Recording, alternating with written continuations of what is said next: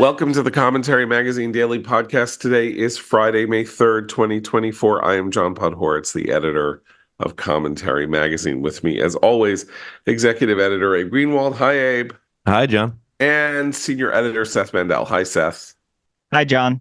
Well, finally, Joe Biden came out of the witness protection program sometime with an unscheduled speech yesterday morning in which he dithered and drambled for about 2 minutes and talked about free speech and how important it was to him, and then finally said, but you can't destroy property, you can't keep people from going to classes. Then he grudgingly used the word anti-Semitism, and he said, we need order. And then somebody said, do you want to bring in the National Guard? And he said no, and that was the end. So on the one hand, it is good that Joe Biden took a stand against the disorder and illegality and totalitarian tactics that are being and have been the watchword of the elite college campus for the last couple of weeks. But to say that it was the least that he could do, it was the least that he could do. And I think we should talk a little about this question of the least that he could do, because increasingly, Democratic politicians who are the types that believe in occupying the center, and Joe Biden wants to occupy the center of the Democratic Party, not the center of the American populace, but this has been said by Matt Continetti a lot of times, and I think it is like the most profound thing about Biden is that he looks for the center of the Democratic Party and wants to fit in it. And of course, the center of the Democratic Party is like the Overton window shifted over time, so that he now stands firmly on the left. But here we have a clear conflict. So the center of the Democratic Party, people like him and Chuck Schumer and others, are trying to find a way to stand against the protests somehow, with the illegality of the protests without standing against the protest. And not going to work, in my view, because you can't say that the violent behavior of the protests is wrong without dealing with the context of why it's wrong. Yes, the word context, one of our favorites. It doesn't arise from nowhere. This is a protest that essentially is in favor of a violent terrorist group that staged a violent terrorist assault on a sovereign nation and killed 1,200 people and injured 3,500 and took 241 hostages. So when this movement descends into violence, it is doing so not because it is seeking, civil rights for oppressed peoples inside the United States. It is doing so because it is starting to mimic and mime the tactics of those whom it is defending or implicitly defending. So, am I right? Am I being unfair to Joe Biden? Was it the least he could do, or was it enough? Okay, go ahead. I think you're being. It's worse than that. Yes, it is. It is worse than that. I think you're being unfairly complimentary. I don't think it was the least he can do. I think it was less. It was like voting present, because I think the least he could have done is have mentioned what you're talking about, John, had given some word to the fact that he approached it as a sort of law and order issue. That's in there. That's not the main issue. The main issue is that we have Americans on campus and some non-Americans on campus reaching their support for our terrorist enemies. That is the issue. And they've gotten a lot of that, as Seth has written several times, including in a post yesterday, from these schools. And the schools have handled it terribly, and he could have talked about that. And I just want to talk for a second about the sort of theater of the speech, too, because I think it's important, especially with him. He came out tremendously late, as usual. He was sort of par. The mumbling was sort of par for the course. And then he does this weird thing where while he's walking away, he answers questions with his back turned to the questioners, which is bizarre, I think. Because you wonder what the struggle is there. He's probably told, don't take any questions, just leave, and we'll deal with whatever after. But he wants to still engage, but probably doesn't believe that he shouldn't, but has been advised to. This is my guess. So he sort of grudgingly turns around, and then they said that one question was, have the protests influenced your policy? No. Do you think they should? By the way, let's stop right there. Of Sure. course, the protests have influenced his policy.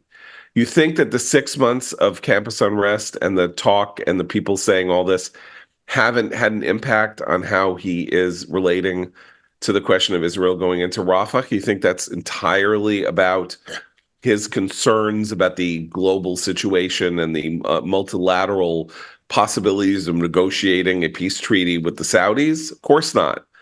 Has this unrest been a factor in the Democratic Party's essentially now stock position that there are bad people on both sides? Of course it has. So Well, he's actually lying to say that policy hasn't changed. I mean, policy hasn't changed in the sense that the arms are going. He wanted the arms deal. He wanted the aid to Israel. All of that passed. He deserves credit for that. But has the American political scene and his administration been affected by the protests? Oh yeah. well, the only thing I'd say to that is that his policy was affected by the protesters before there were the encampments. I mean, Right. he was already influenced by that crowd. So he thought he was winning them over with what he was doing already. Yeah. Yeah. Right. And that's the thing, is that there's also the policies on the periphery that we should at least briefly mention, which is that his administration has sort of gone to war against against Israelis in the West Bank. Right. There was he created a new sort of sanctions category for Jews who make trouble in the West Bank. It's not called that, but it's very obviously the case that if you are a Palestinian in the West Bank and you throw a can of soup at your neighbor, it's not an international incident. But if you are Jewish and you throw the can of soup at your Palestinian neighbor, it is an international incident. They made this thing where they defined anything that that impacts America's policy goal of a two-state solution as a sort of almost attack on America, or at least a diplomatic attack on America. Then they floated the trial balloon of sanctioning a particular brigade of the Israeli military, which was, again, a very weird thing to do. But the reason for it was that they had several of them, 5 or 6 of them, had been involved in an incident in the West Bank. So they have, in terms of the policy, it's not just the war in Gaza itself, but Biden has tried repeatedly to appease these people by taking these pot shots at anything that seems to disrupt the two-state solution.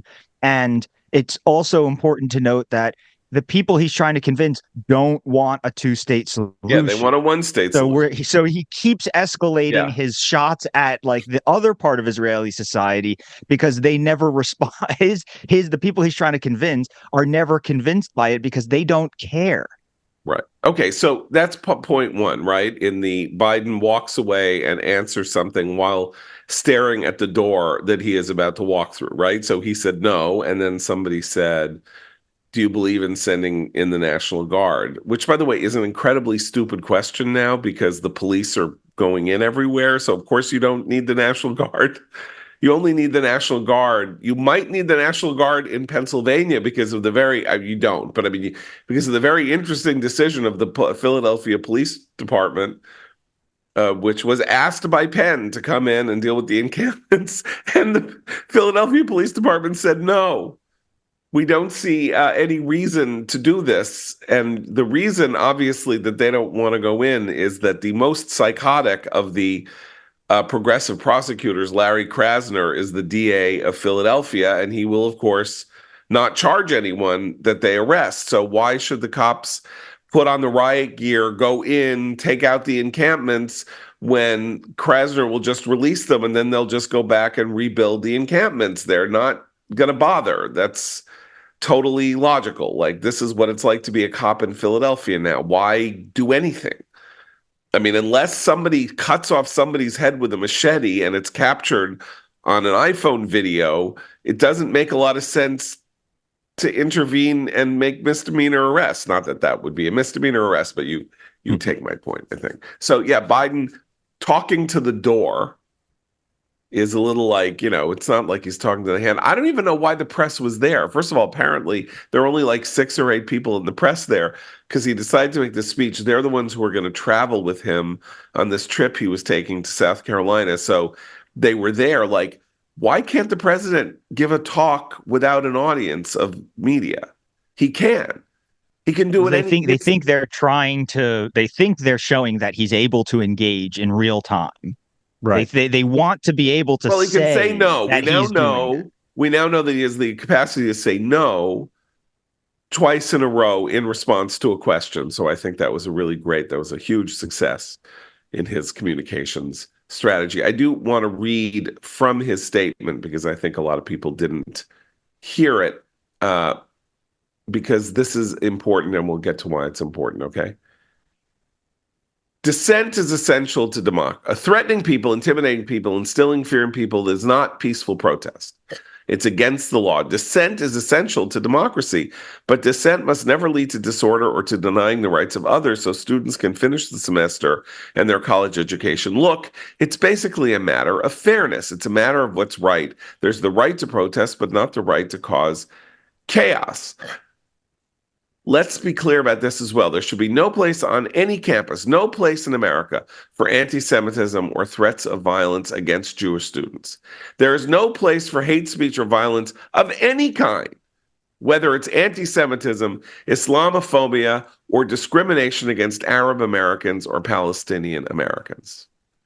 Okay, why do I highlight this? Because he said anti-Semitism alone, and then 2 sentences later, he had to bring in Islamophobia and violence against Palestinian Americans, right? January 11th, 2024. This is now 5 months ago, okay? CNN, anti-Semitism has skyrocketed across the United States, according to new data released Wednesday by the Anti-Defamation League. The ADL has tracked a total of 3,283 anti-Semitic incidents between October 7th and January 7th, a 361 increase in reported anti-Semitic incidents when compared to the 712 incidents the organization said were reported during the same period the year before. Guess how many Islamophobic incidents there were? Whoops, sorry. That was CNN starting to speak on my thing. Guess how many Islamophobia incidents there were? Hardly any. Hardly any.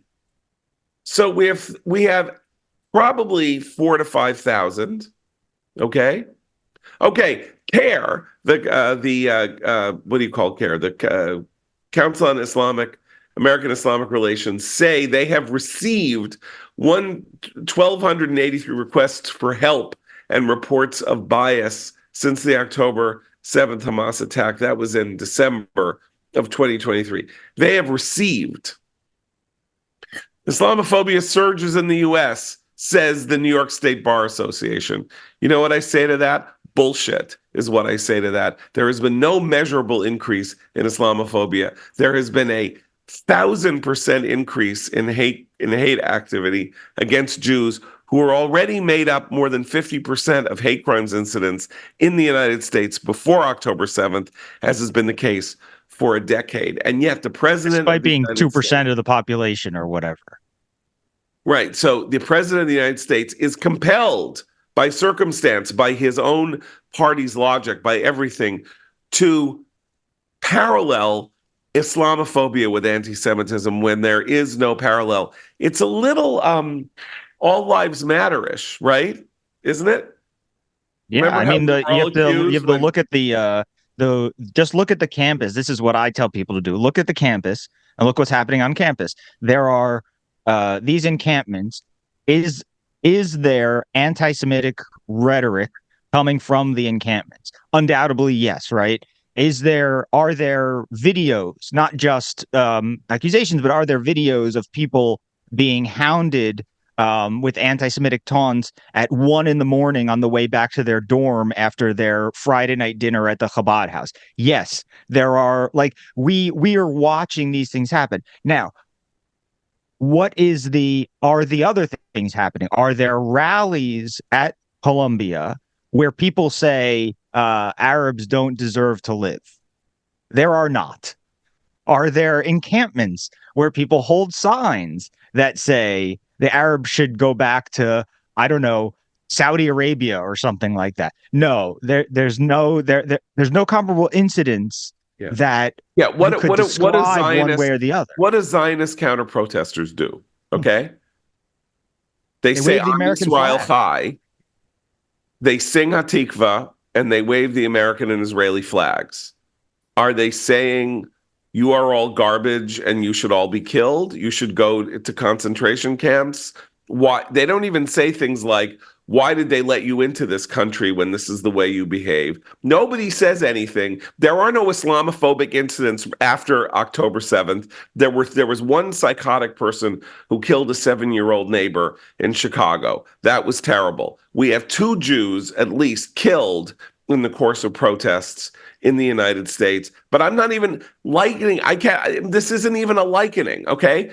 We've got thousands and thousands of anti-Semitic incidents in the United States since October 7th, and we don't have a measurable number of Islamophobic incidents. And yet the President of the United States has to draw a parallel. So yeah, it was the least he could do.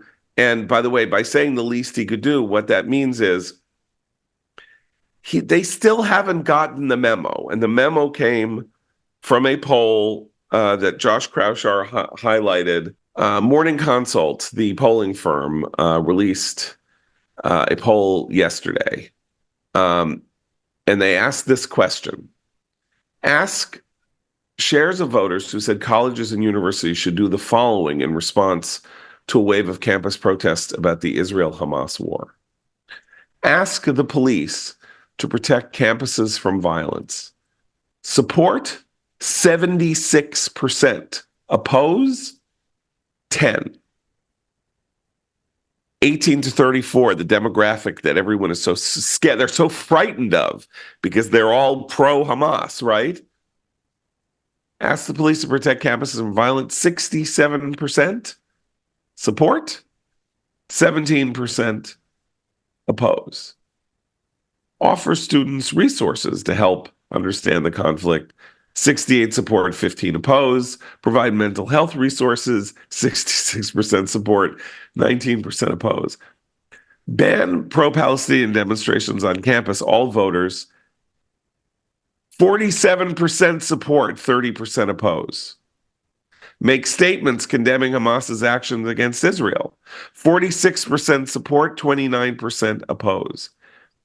Ban pro-Israeli demonstrations on campus, 41% support, 37% oppose. So that's basically a tie. Make statements condemning Israel's actions in Gaza, 33% support, 42% oppose. And the numbers get, as you age, making statements becomes less and less and less popular. So 76% of people want the cops to go in. A plurality want to ban pro-Palestinian demonstrations on campus. Remember that I think 30% of Americans get 4-year higher education degrees, though I think a much larger number start attending college. They're losing the thread. This is a 76-15 issue, whether cops should go in. And it is, in fact, a plurality issue that pro-Palestinian demonstrations should be banned. So, good luck. Good luck to them as they head into the long, hot summer. Because one thing I've noticed, by the way, is that they have the attitude. I think it's worth looking at the words or listening to the words of the students when they talk about the cops. Something is like there's a screw loose. Like the way they process the word police doesn't compute. It doesn't work. There's something like very scary about the cops, the people who don't have who haven't necessarily had run-ins with them or anything. There's just like the appearance of cops. And the Wall Street Journal has a story today about how Columbia is going to keep the cops on campus for the next 2 weeks because they want there eventually to be finals. They can't keep postponing everything. And it's But obvious students that don't want there to be finals. Columbia students Law don't want it to be School's finals. Correct. the editorial board of the Columbia Law Review issued a statement saying that finals should be canceled and everybody should get a pass-fail grade because they have been there's a really startling phrase that I can't now remember, irreparably shattered by the events of the last several months. And I think it was very, very kind of the Columbia Law Review editorial board to send a withdrawal of their job applications to white shoe law firms, informing them that should there be any trouble in their lives, they will actually have to take their jobs pass fail because of their irreparable shattering. I would imagine that most of the people who spearheaded this document don't intend to work for white shoe law firms. They intend to go on the Soros payroll. But nonetheless, I think that was here's very how cricket of them. here's their a look inside their head, right? This is the second paragraph of the Wall Street Journal. Ahmed hadn't participated in any of the demonstrations that have rocked the university over the past few weeks. But after the school asked the New York Police Department to clear out protesters and keep a steady presence on campus through commencement, he couldn't concentrate on cramming. He decided to make a statement. There's something about the presence of, rules enforcing law and order. His quote is, "I don't really know how to process the fact that at the bare minimum, there are going to be 100 cops at the celebration." He's lying. I don't know how to process that. I mean, He's fine. Why would you even notice? Right. I don't know how to process the fact there's going to be cops at the Columbia graduation. So there's going to be a bit more security than there. I've been to Columbia graduations of family members. There's security, but this is a kind of insane way of thinking about things. But I can't concentrate on studying because I know that there are going to be police officers. But it's not true. At the no, of course it's not true. Yeah. But it's like somebody has trained them to say these things, and the society, the bubble in which they operate, doesn't laugh them out of the room. This is a normal thing to say, to such an extent that when the Wall Street Journal asks you, and you are the first person quoted in the Wall Street Journal, you say with no reservations, you happily put your name on this statement to the Wall Street Journal and tell the world, I can't concentrate. I saw a cop the other day. I mean, Abe, go ahead. Oh, no. Go, you go. No, I was just going to say, like, how honestly, how dare these people? How dare they? I'm going to read a tweet from my dear old friend Ken Weinstein at the Hudson Institute, which encapsulates the chutzpah and the loathsome self-regarding quality of statements like this. Ken, my son was diagnosed with a rare blood cancer right before his 10th grade math final. Guess what? He took the exam, did well, and began chemo the next day. If a 15-year-old can focus in the face of devastating illness, so can these wusses in the face of Hamasniks getting locked up. You know what? Every day, people go off to work. They have cancer. They have a mother who is, sick with Parkinson's. They have a father with Alzheimer's. They have children who are ill, and they get up in the morning and they go to work and they support their families. And the hell with all of you, you loathsome self-regarding twerps.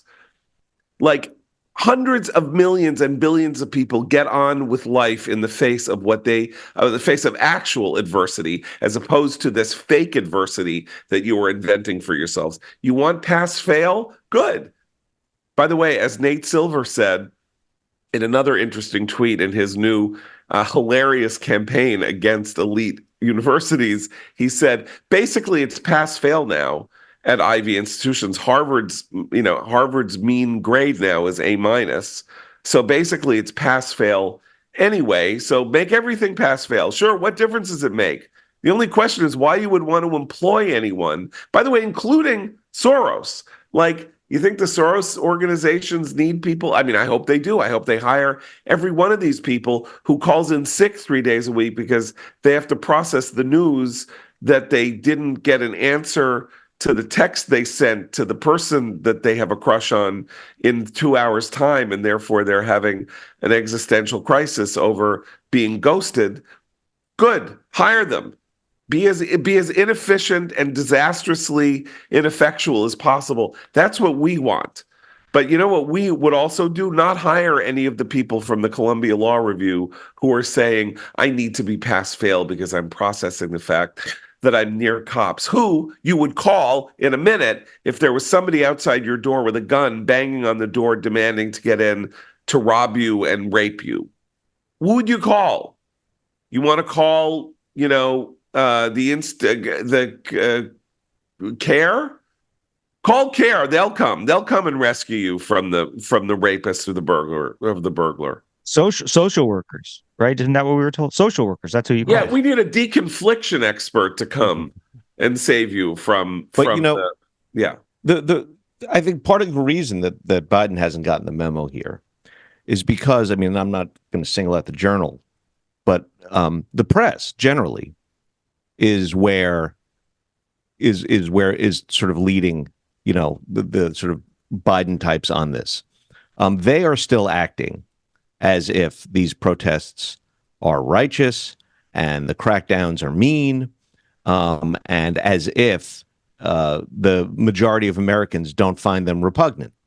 And they have completely lost the thread here as well. And the thing is, if these encampments and the people behind them, the organizations behind them, the poll that John read out, if they continue to, as they say, escalate for Palestine, those numbers are going to get even worse for them. I mean, no one is going to want to deal with this. I don't know how you get worse than 76-17. I mean, that's as bad as a poll can get for anybody. But it's important what you say about the press, because I want to read you out another tweet. This is just a promotion of a piece she's written. But Susan Glasser of The New Yorker, okay? Susan Glasser of The New Yorker was the national editor or some version of the national editor or something of the Washington Post. And then she got fired and she went to The New Yorker, where she is a political correspondent. This, an hour ago on Twitter, Trump has already said he won't accept the election results if he loses. And it's not front page news? Question mark, question mark, question mark. So she works for the most successful political cultural magazine in America, is a leading figure in the media, is married to Peter Baker, one of the star reporters of the New York Times. She's now using why isn't this front page news as opposed to what is front page news now that bothers me? Is Trump and his trials, is that not front page news? Do other things have to be front page? Are we now getting a world in which senior figures in the media are complaining that the media aren't covering the things that they want the media to cover when they invent media coverage?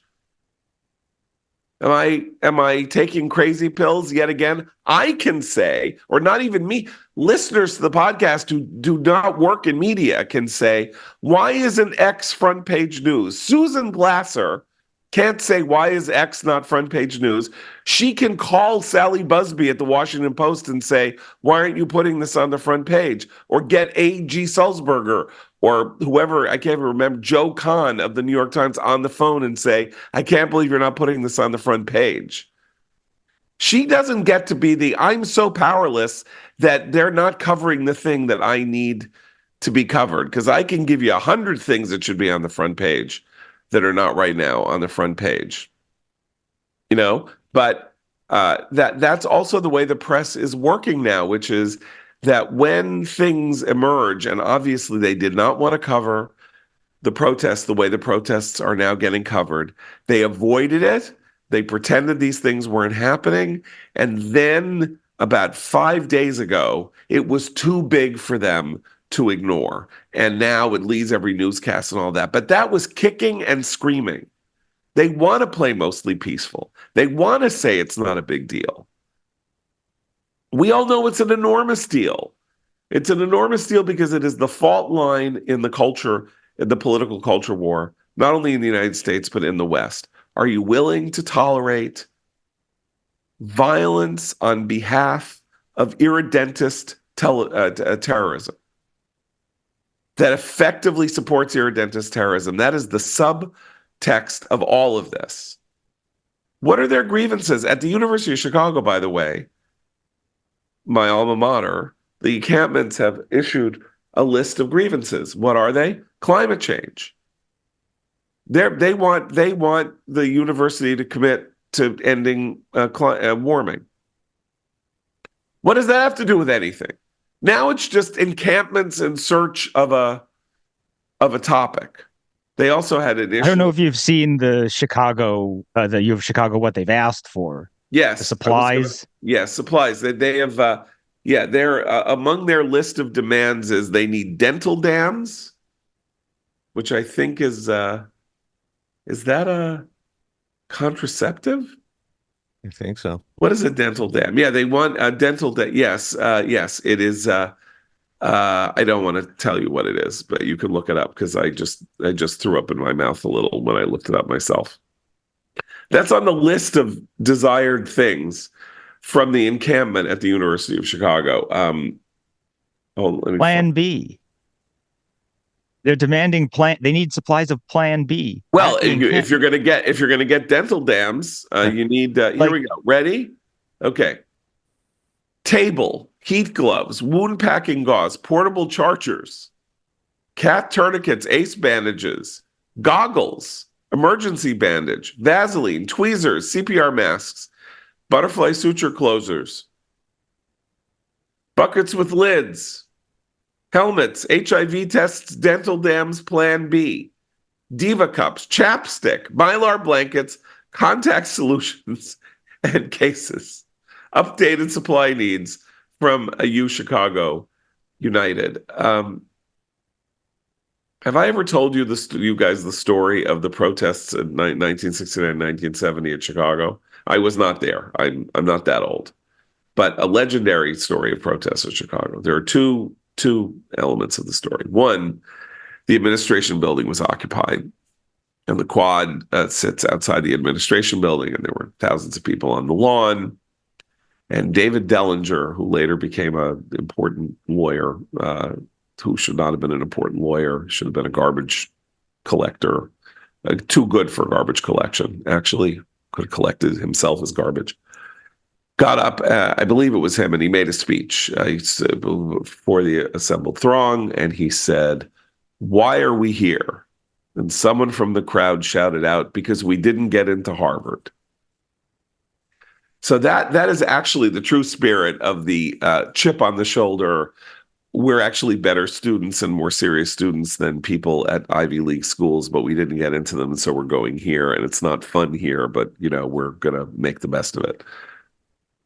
The other story is that Ed Levy, the president of the University of Chicago, the administration building was occupied by 140 students, I believe was the number. I mean, I have to sort of look this up. I'm now telling this so if I get the details wrong, you can write me and say, "Oh, you got the details wrong." I'm saying that I'm probably getting specific details wrong.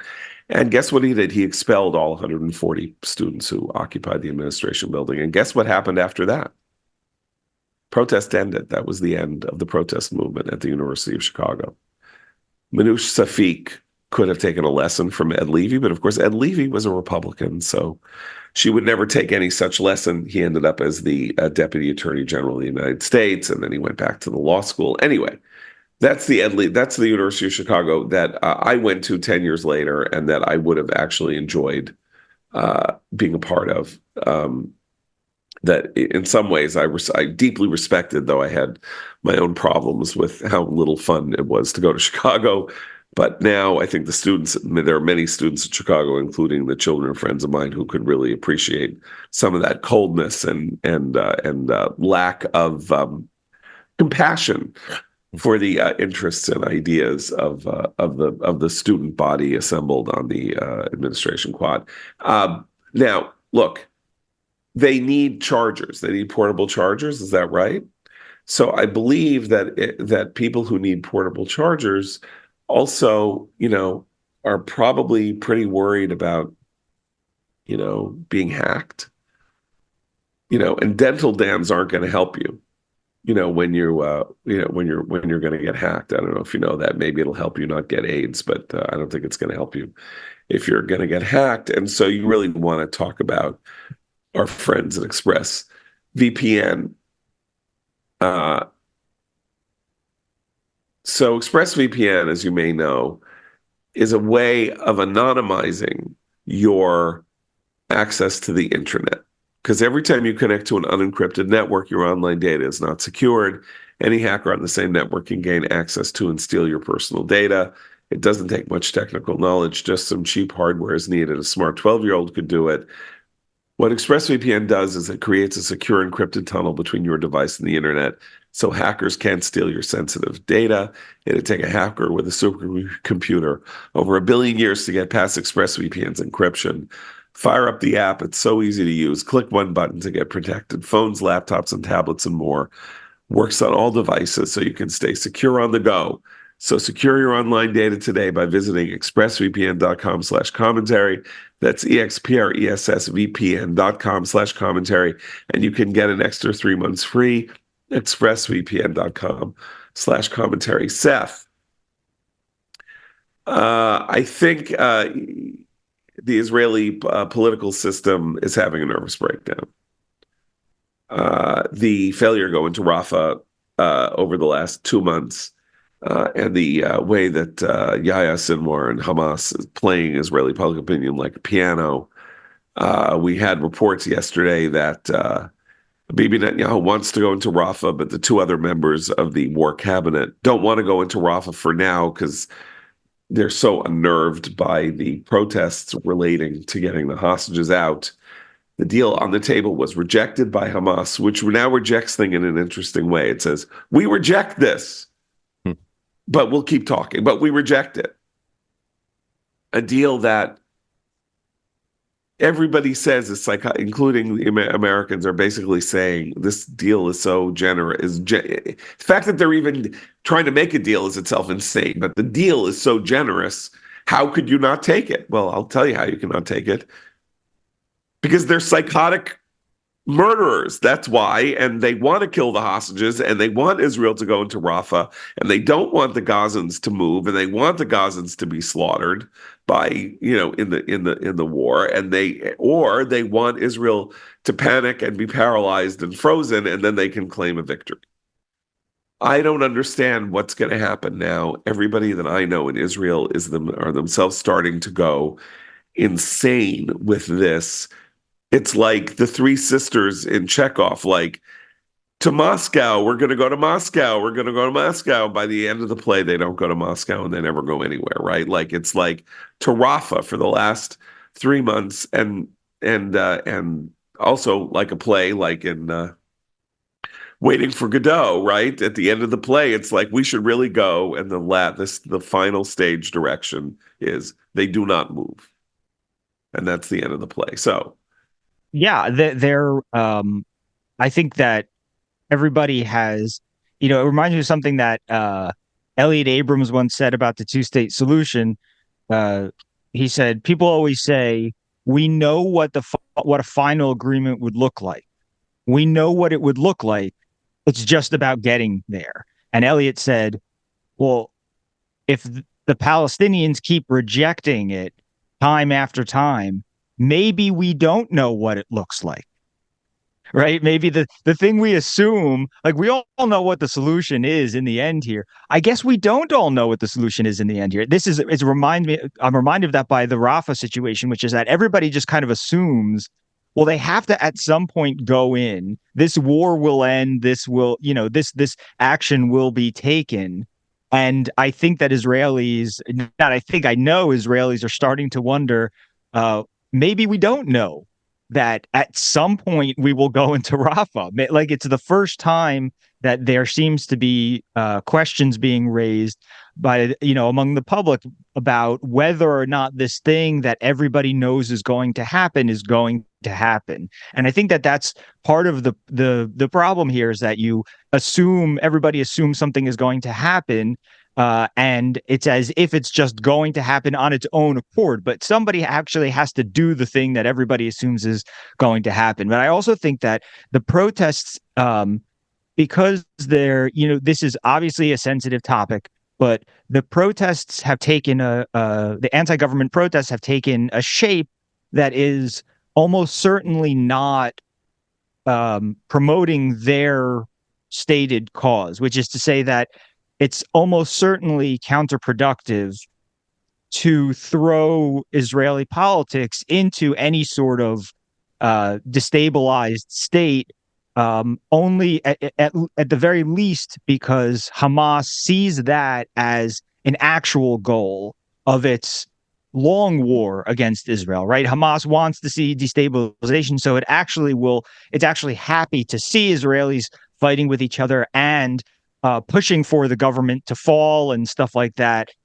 So I think that there's throughout the history of the hostage negotiations, protests have always played a certain role, but in the past, the families of hostages have played the central role, often behind the scenes and often very effectively. I'm reminded of there was Ahmed Jibril took hostages decades ago, and one of the mothers, the one hostage was named Yosef Graf. One of the mother's name was Miriam Graf.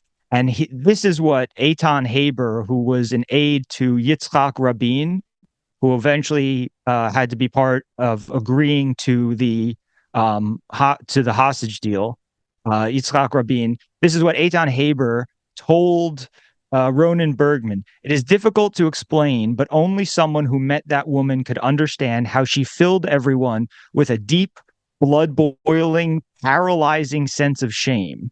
We are speaking about three very tough men. This is Yitzhak Rabin, Shimon Peres, and Yitzhak Shamir, who had no problem saying no, but simply could not stand up to Mrs. Groff. What tipped the scales was not her tears or screaming or her teeth grinding, all of which I remember clearly. It was the whole package. There was something menacing about her that threatened that the world was coming to an end. She broke them all down. So this is, the pressure on these guys has, and in fact, Menachem Begin was told by one advisor, don't start the open door policy to families of hostages because you're not going to be able to, deal with it. And it's going to cloud your judgment. But there's no question that civilian pressure on Israeli leaders has pushed towards getting these hostage deals in the past. The two things that are very different now, one, this is not Miriam Groff behind the scenes sitting in Yitzhak Rabin's office or Yitzhak Shamir's office and, staring a hole through their heads, but saying, where's my son? But it has tipped into essentially in a widespread political movement, and the politics of it take it out of the realm of the where is my son personal nature of it, and into the political opposition and sort of that's why that's the sort of thing that hasn't really worked in the past. But that's why I refer to this as a nervous breakdown, because they all know that they have to go into Rafah, and they're all panicking. I mean, it's panic, because if you said to them, okay, so we're just going to end it here, no one would say yes. So they're panicking. It's a panic. They're frozen in panic. And panic is not what you want from a political leadership. And so, Bibi's game, as far as I can tell, is that he is going to expose the impossibility of making a deal with Hamas. I think he already thought he had gotten there with this latest deal, but there may have to be another iteration of it. And then to say, we cannot wait. They are going to kill those hostages we're finding out more and more are dying. We just heard yesterday of another couple of hostage deaths that they failed to inform Israel of, and all of that. We have to go in. The nation's safety is now dependent on this. And note that the other two members of the war cabinet, Benny Gantz and Yoav Gallant, Benny Gantz did stand for office and won a lot of seats and all of that, but they're not really they're not lifelong politicians. And Bibi is obviously Israel's foremost politician. And he is calculating that if he plays the long game, he will be, I believe now, he will be the last man standing, because even though he, I think, will be taken down ultimately, he doesn't really know that. And they're all inconstant. They're inconstant. They're panicking as they get closer to the really tough decisions. It's, if you can't stand the heat, stay out of the kitchen. And they're having a lot of trouble staying in the kitchen, as far as I can go. Now, Abe, I have one little comic scene to relay to you that I want you to respond to, because they opened the Erez crossing. That's in the north of Gaza. That's been closed, and for humanitarian assistance. Right, that was one of the things that Israel agreed to after the World Food Kitchen, again, Jose Andres fan club incident happened, and so. Antony Blinken was in Israel, as you know, and he viewed with great, from a viewing platform or something, he watched as the truck came from the headquarters of the Jordan Hashemite Charity Organization in Amman, drove across the West Bank, I guess. Maybe it came through Petra, I don't know, right, somehow crossed into Israel, drove to the Erez crossing, and Tony Blinken watched as it crossed into Gaza, very satisfiedly nodding his head at the wondrous thing that food aid was now going in. And then guess what happened? Hamas took the aid. According to State Department spokesman Matthew Miller, the aid shipment was unloaded by the Jordanian military inside the strip before being picked up by a humanitarian implementer for distribution inside Gaza, and that aid was intercepted and diverted by Hamas on the ground in Gaza. Then he said the UN is either in the process or has by now recovered that aid, but it was an unacceptable act by Hamas to divert this aid to begin with. So first of all, the UN ain't picking up or diverting or recapturing that aid, and you know it and I know it, and it doesn't matter, because the second truck will be diverted and or the Jordanians will say, the hell with this. we're not going to send trucks if the aid is going to be diverted. It happened on the first shipment while the Secretary of State was watching. And the U.S. says, this is really unacceptable. Like, stop being morons. Tony Blink, what? You need people to throw feces in your face while you're standing there? Before you say enough is enough, you guys are as bad as you could possibly be. No, they're going to continue building the pier, and then Hamas will fire rockets at the pier because they don't want the pier. Abe. I mean, they have the administration has nothing to work with to try to delay what they perceive as an imminent operation in Rafah. So they've got to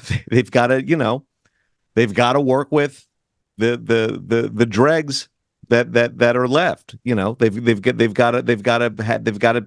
Tony Blinken's got to say, yeah, look at this. I'm looking at a truck. This is good. It's like every time they come away from, it's like a ribbon cutting at a supermarket, right? Yeah, and then Hamas comes and blows up the supermarket, right? We are excited to watch as this first aid goes through the Erez crossing. First of all, stop making this our business. By the way, isn't our business. Well, the whole, as we've said many times, the whole aid has become such a distraction, has become such an invented, imposed situation on top of the real situation now. And of course, it's going kablooey because Hamas is involved. But my favorite thing about the Hamas negotiations is they're saying, well, Hamas said, if Israel goes into Rafah, then all negotiations are off. What negotiation? They're off even as they're on. Like what? Oh wait, like there's no. That wouldn't stall progress. There is no progress. There is no negotiation. The way a negotiation would work, since they're not at the table and since they have to wait for 3 days to get an answer from, Yahya Sinwar, who is probably, in a really nice hotel in Singapore, is my guess. And so they can't really get to him because he's got ExpressVPN, and so it's very hard for him to be reached. But is that they put something on the table and then Hamas says no. So is Hamas sending back an alternate? No, you know what? No, but here's our proposal. So they're not negotiating. They're just saying no. They are, to the extent that they keep saying Sinwar won't relent on one point, which is it has to be the end of the war. That's their playing. So they're negotiating with a wall because the U.S. knows and Israel knows there's going to be no deal that Bibi signs that says, you know what? All right, we're getting tired of this cat and mouse game. Sinwar, you can come out and, we'll move forward from here. But that's Sinwar's counter proposal. So they say, how about this number of hostages for this number of prisoners in Israeli jails structured over such and such an amount of time? Here's how we'll work the first. Here's the number in each week. And here's how we'll be sure of this, that, and the other thing. And Sinwar comes back and says, no, let me live. That's the negotiation. So technically, I suppose there is a counteroffer, but it's the same sentence coming out of his mouth. Every proposal is getting the same counteroffer.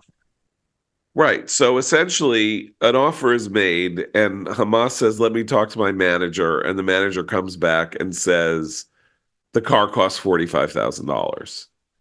And then they go back and the manager says the car costs $45,000. So is that a negotiation? That's not a negotiation. It's kind of like Biden talking to the door, walking away, going, no.